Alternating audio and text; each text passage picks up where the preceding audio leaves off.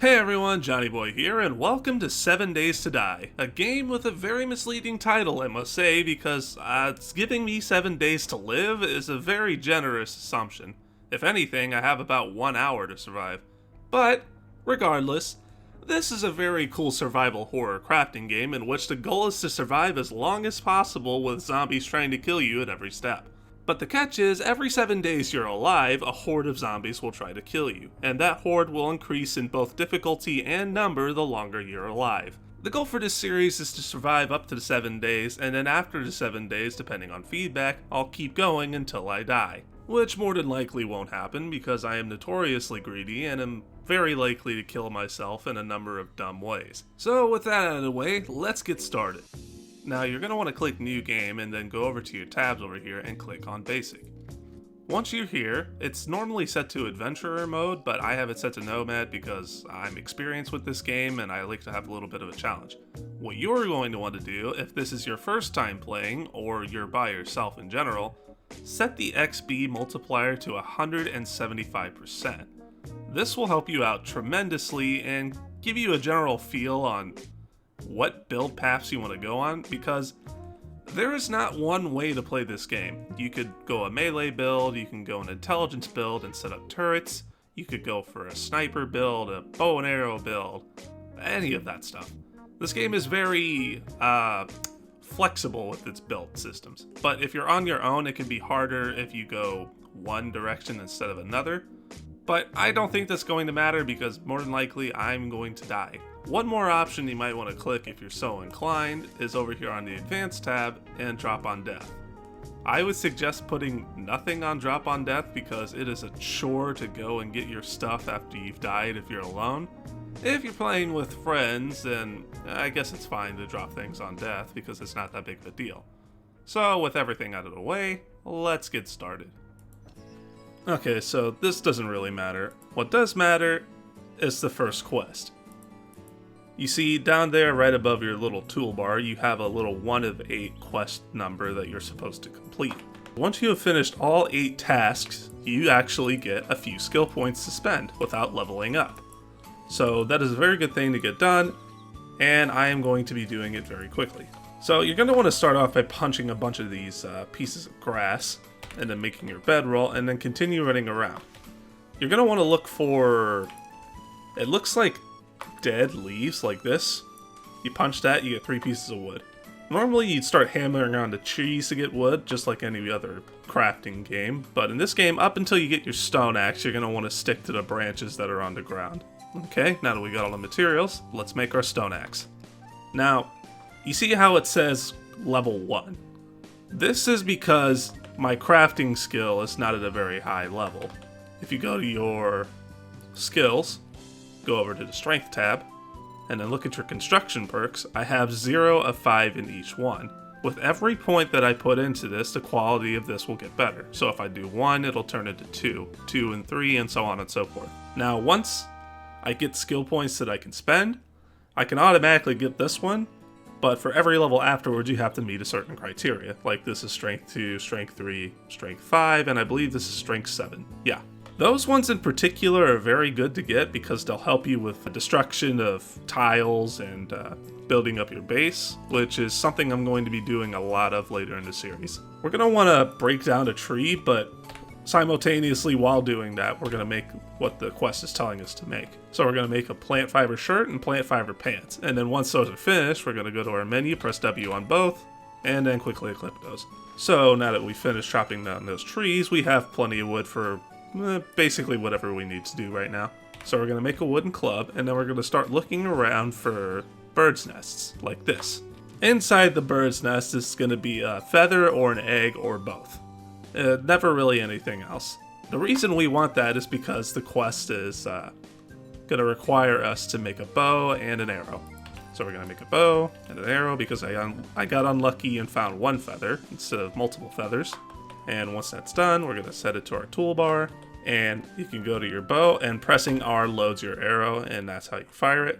Now we're going to go make a wood block, craft it, put it on our toolbar, right click to place it down, and with your stone axe, if you right click, it upgrades tiles.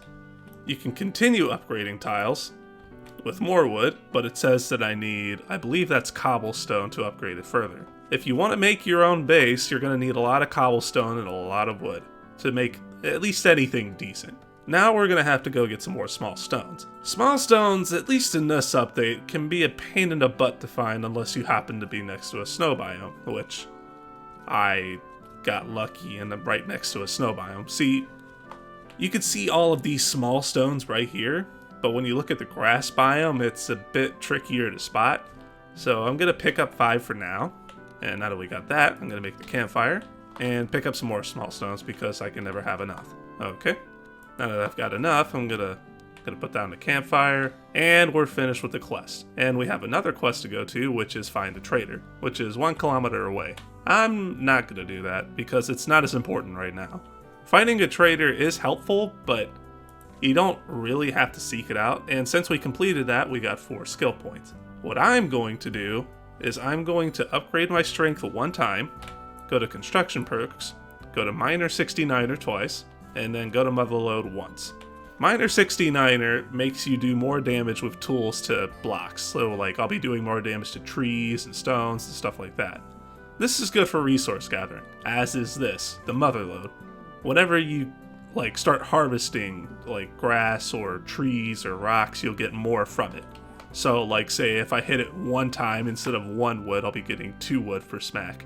Now that we've finished doing what we need to do, you're going to want to go to your stone axe, and if you upgraded your tools like I did, you're going to want to press S for scrap, because that is not really useful to us anymore because we can make level 3 tools. I'm going to make that.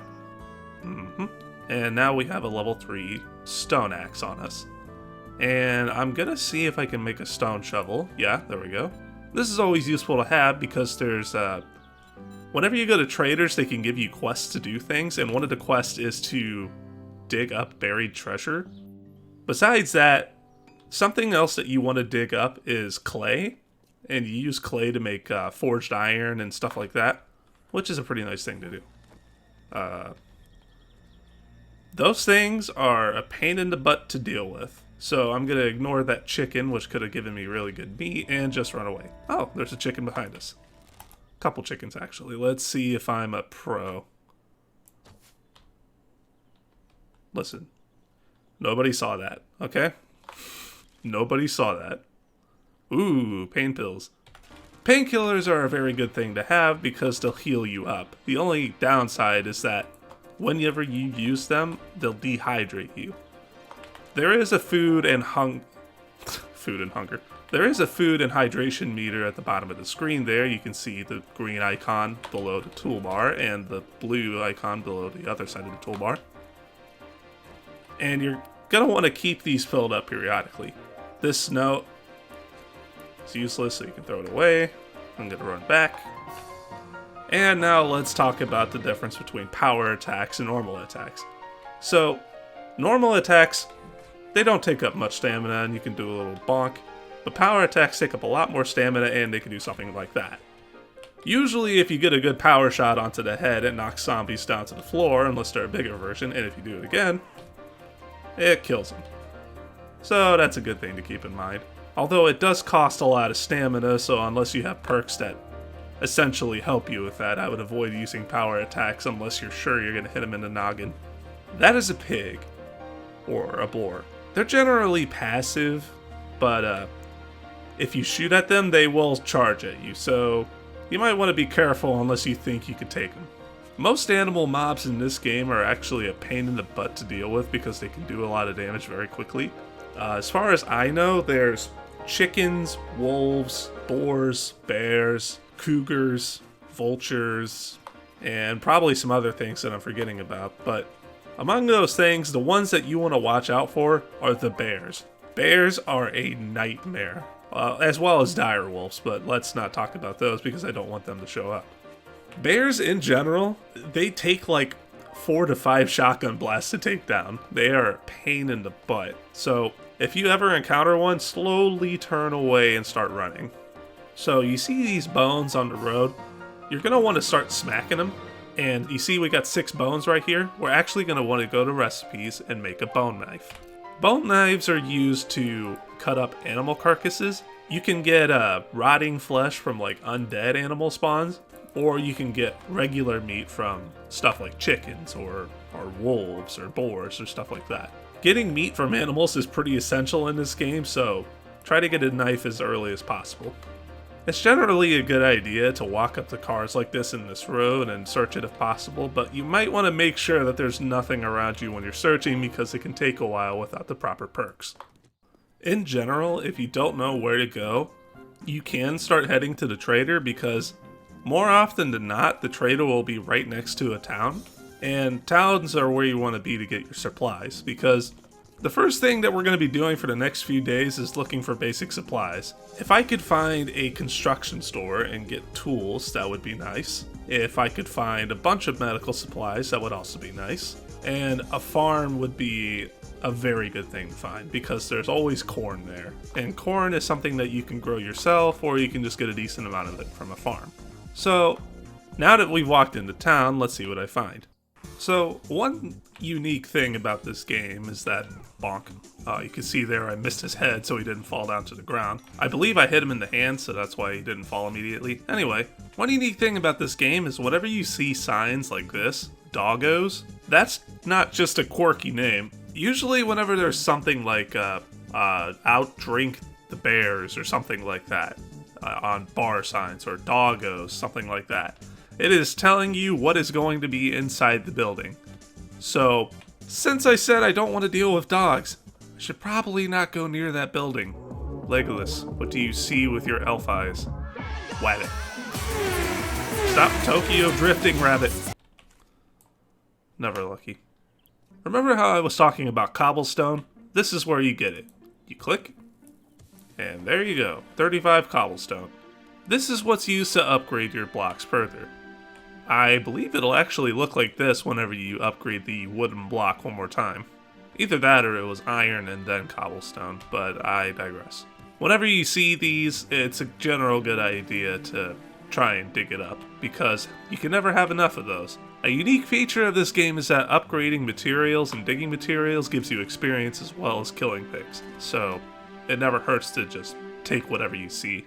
If you have trouble finding small stones, you can hit these larger rocks to get them as well. And it may not seem like I'm getting that much, I'm only at 10 and this thing's almost broken. But as everything in this game, whenever it breaks, you get a large chunk of it. And you can keep hitting it until it's at a smaller piece.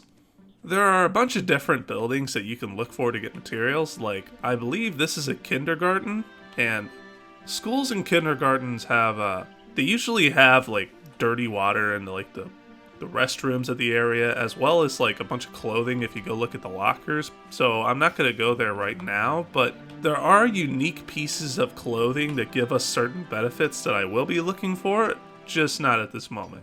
This is actually an iron ore, so we're going to be hitting it and taking as much iron as we can, because if I so choose, I can upgrade this club into an iron club. But in order to do that, I'm going to need a recipe for it. So if we happen to get lucky and find it, that's what I'm going to be doing. Before it gets too late in the day, we want to look for some temporary shelter. And one of the better places to do it is something that has walls pre-built. This would make a lovely temporary shelter. You may think that it would also make a really good permanent shelter, but... Oh, this is the trader. My point still stands. You would think that this would make a pretty good defensive fortress, but the thing is, the zombies only really need to break one hole into your defenses to get through, so you're going to want to find a place that has a really strong wall, or is really tall so it would take a while for them to get to you. I'm going to try and look for brick buildings, because those are honestly one of the better things to defend yourself with early until you can make your own fortress, so... Let's go in here and talk to this dude. Now, he does have this 44 Magnum, which is a decent pistol, but I don't know if I want to go the guns route yet, so I'm going to continue looking. This guy happens to have a lot of materials that we can buy, like medical materials. And first aid bandages for 30 dukes is really, really good. Jars of honey are used to cure infection, so if you happen to find it, don't throw it away. You can find them in stumps and in fridges, Yeah, stumps is a weird one, but I'm guessing it's because it's like a bee's nest or something like that. Now, glasses and like other face stuff, like cigars and shades, they give you certain things. Like these nerdy glasses will reduce your crafting time and increase your XP gain. So I'm going to try and find this because it's actually a good thing to have. Shades increase your perception by 1. Now, books actually will give you certain benefits depending on what you read, like Urban Combat Volume 7. If you read this, you take 5% less damage and deal 10% more damage while you're inside a house. This is actually a pretty good thing to get, but unfortunately I can't get it because this costs 1,000 dukes and I currently have 0. Now, if you want dukes, you can talk to him and ask if he has a job. You can look at these and see which ones are closer. So there's a fetch quest that's 155 meters away from me to the south. Or there's a clear zombie quest, which is 700 meters to the west. I don't think I want to do any of these, so I'm going to say never mind. Now that we've finished perusing his store, let's continue our search for the temporary shelter. The search for a temporary shelter actually didn't take that long at all. You can see there's the traders right there, and this is the cemetery. There's 2 variations, one has a church and the other has an underground burial site. The one with the underground burial site is actually one of the better places to keep yourself, as far as temporary shelter is concerned. I still don't know if I want to make this a permanent settlement, but I can decide that for later. There's a couple of reasons why this place is really good. The first is, there happens to be a lot of clay here. Yeah, like the entire ground is pretty much clay soil, which is a really good thing to have. Inside these graves are coffins, and they usually have stuff which is beneficial to me, like bullets or supplies. Sometimes you dig into these graves and you also find trash piles and other useless garbage, but more often than not, you'll find something decent. As you can see, I just went down here and I found some bullets for a pistol. Unfortunately, I think they recently made it a bit harder to find guns at the beginning few days of the game, so we're not going to be seeing a pistol probably for a little bit, unless I happen to come across a weapons vault and there happens to be a pistol in there. And if memory serves me right, oh, help! Help! I'm stuck! We dig the whole way through. Okay, I'm free. Anyway, if memory serves me right, there happens to be a weapons vault just in the cemetery at the end of it. Although it is pretty dangerous to traverse, so I'm gonna be going through that as slowly as possible. Bonk. Duct tape is a good thing to pick up in general because it's used for a lot of things, such as, I believe if you want to make splints, you need duct tape. And there's a pretty decent chance that you're going to be breaking your legs a lot in this game because of how unforgiving the fall damage can be. You could also break your legs from a zombie hitting you there, so it's a good thing to keep in mind. The blunderbuss is one of the easiest firearms to get because it's pretty easy to make. The thing is that it's slow to reload and it doesn't really do too much damage, but it's not terrible. So you might want to consider grabbing it if you want to go the firearms route. Okay, so while I could keep digging, there's some things that I should probably take care of first. Such as, if I want to make this a shelter for me, I'm going to need to make a wall first, or at least a door. So let's go ahead and go to security wood door, craft it, go to our menu, grab that, and put this down. Pressing R will change the direction of how you place something, so if you want to make it diagonal, you press R once, and if you want to turn it around, you press it twice. So, yeah. Bonk. Oh, I missed. Bonk. Me caveman, me go bonk. We're going to upgrade this twice, because I don't want anything getting through here while I'm traversing this. We're going to want to go down here and clear this out before night falls, because down here is actually quite large, and there's quite a few zombies down here, and if it happens to get to nighttime before we finish it up, they'll start running at me, which is not something I want to do, or see. It's not a bad idea to have wooden frames just prepared so you can, like, quickly jump up and over something if you need to escape quickly. Ah, there you are. Stop hitting my wall. So we're gonna go down here, and if my estimations are correct, there's probably somewhere between 7 and 10 zombies down here. And these are fake walls, which zombies are pretty much guaranteed to be behind. As well as some supplies. If you happen to look up there, you can see a backpack. So it's a good idea to bonk things to make sure if they're fake or not. Like that. We actually don't have too much time left because once it was either 20 or 2200 hours, zombies will start running at you, which is not a fun thing to deal with. Because if a horde of zombies starts running at you, you're, well, let's just say you're not going to have a good time. Ow. I got bonked. Sometimes zombies can drop loot whenever you kill them. So if you happen to see them drop a bag, it's always a good idea to check it because more often than not, they'll actually drop something useful for you. These are stone spears.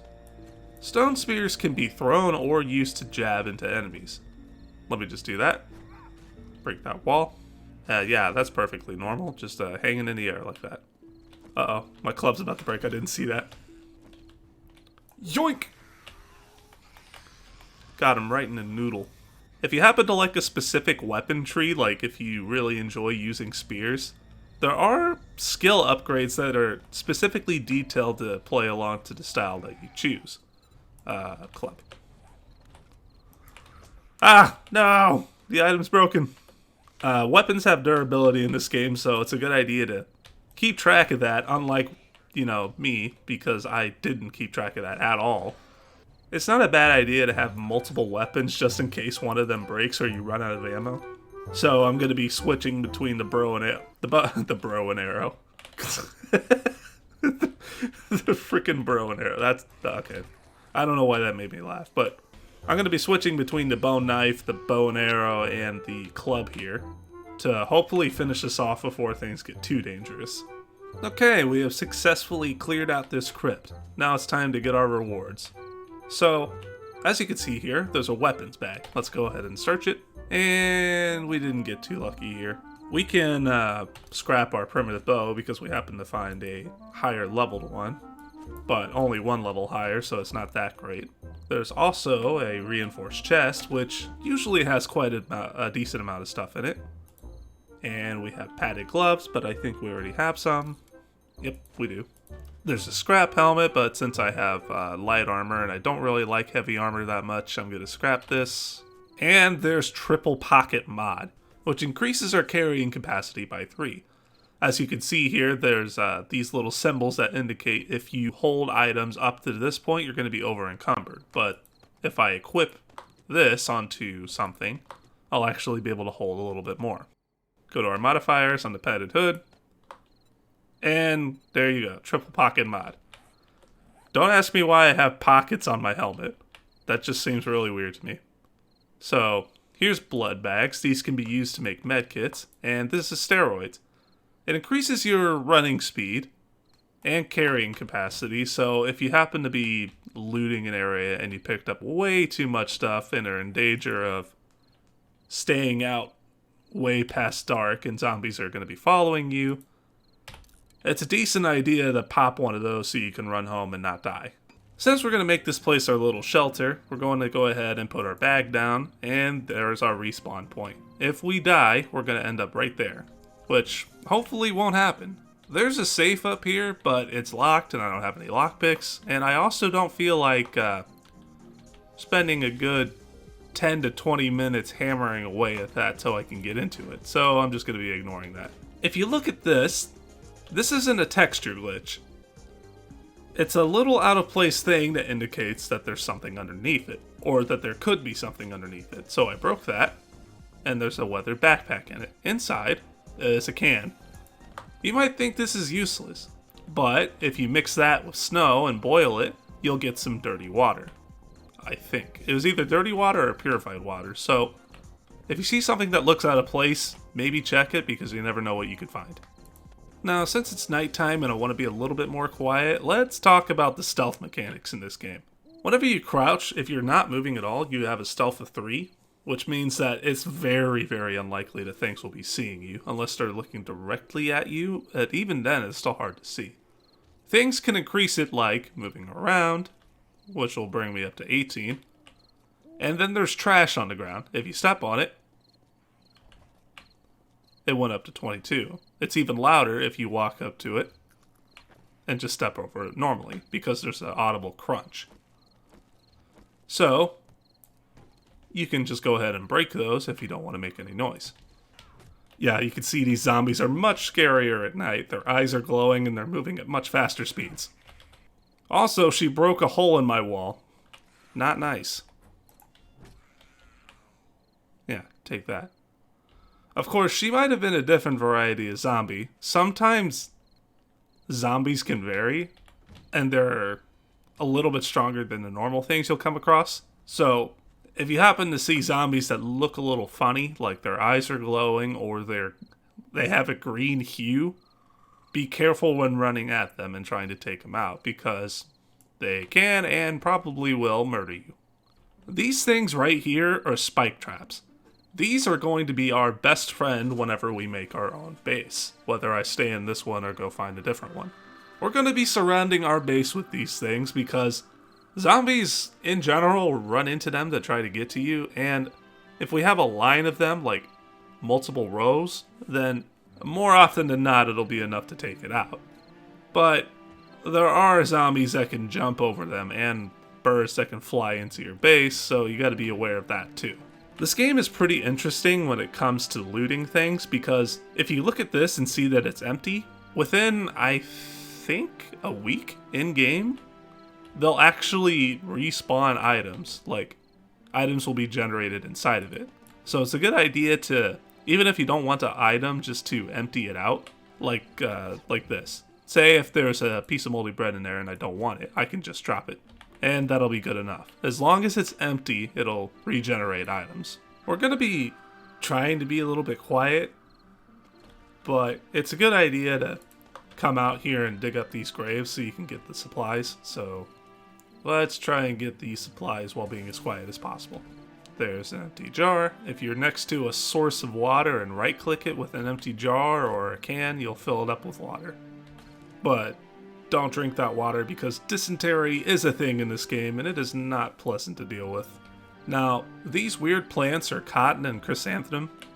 Chrysanthemum is something that you can use to brew, I believe it's red tea. And I don't remember off the top of my head what exactly red tea does for you, but I remember it's beneficial. And you can use the cotton plants to make cotton gear. So if you're looking to gear yourself out in light gear, that might be something that you want to do. Oh, frick. Oh, God. I forgot about those. Sometimes zombies will be hiding in the rafters above certain building spawns, so if you don't keep an eye out for them, they'll surprise you just like that. This is pretty bad. I could probably handle one, but two is a little bit more difficult to deal with. Uh-oh. Whew. Okay, that's good, but I need to wait for my stamina to recharge, and since I can't run and attack at the same time doing power attacks, this is a bit more risky. They kind of split off. That's not good. Okay, that's one down. That's two down. And I leveled up again. That's great. Now we have 2 skill points to spend.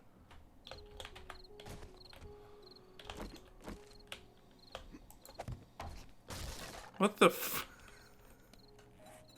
This game can be pretty jank sometimes. So... What am I hearing? Oh, it's actual music. Huh. Sometimes you get rewarded for looking at places like this. Like, I bet there might even be something up there. So, let me try taking these, putting it there.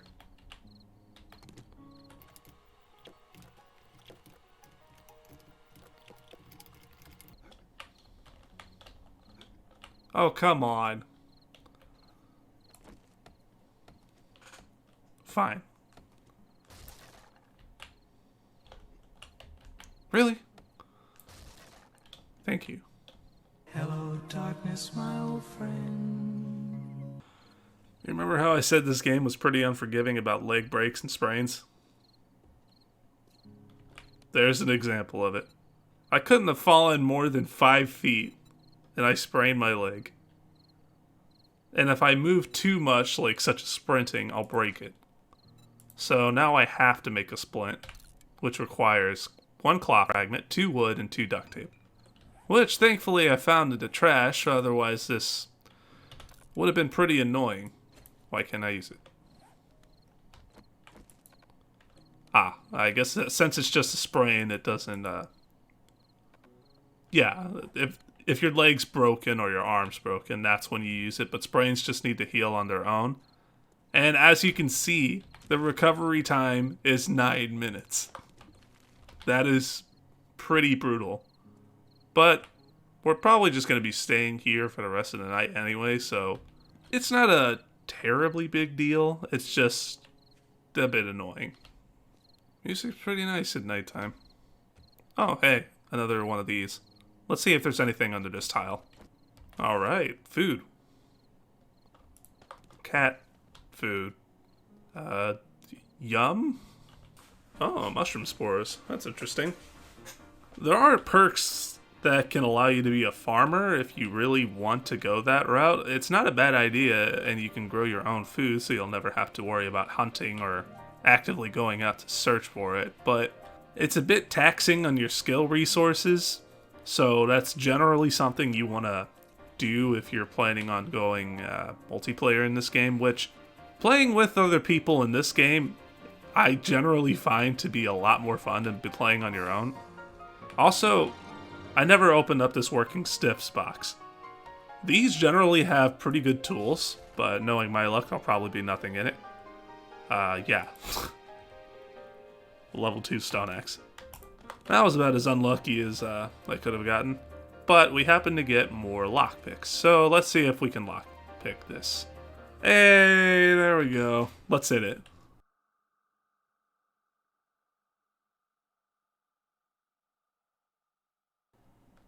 Now you may be thinking, hey, $29, that's pretty good. No, cash is useless. You can sell it to item stores for, dukes, which is the actual currency of this game. Or you can scrap it for, I think, cloth? I think that's what you get from it. But in general, that was pretty much the worst thing we could have gotten from that. So yeah, the streak continues of my bad luck. Now that we got some downtime, let's figure out what to do with these 2 skill points, shall we? So, I kind of need to have a ranged attack in order to deal with the zombies, but I don't know what exactly I want to do. See, I could go strength and get boomstick, which is a shotgun specialist. I could go agility and go for archery or gunslinger.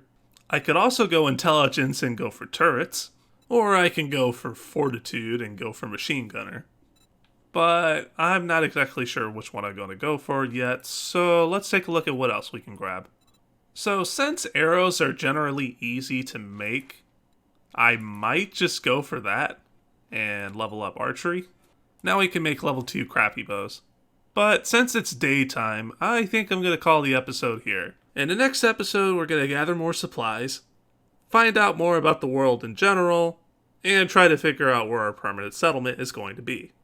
So, until next time, see you later.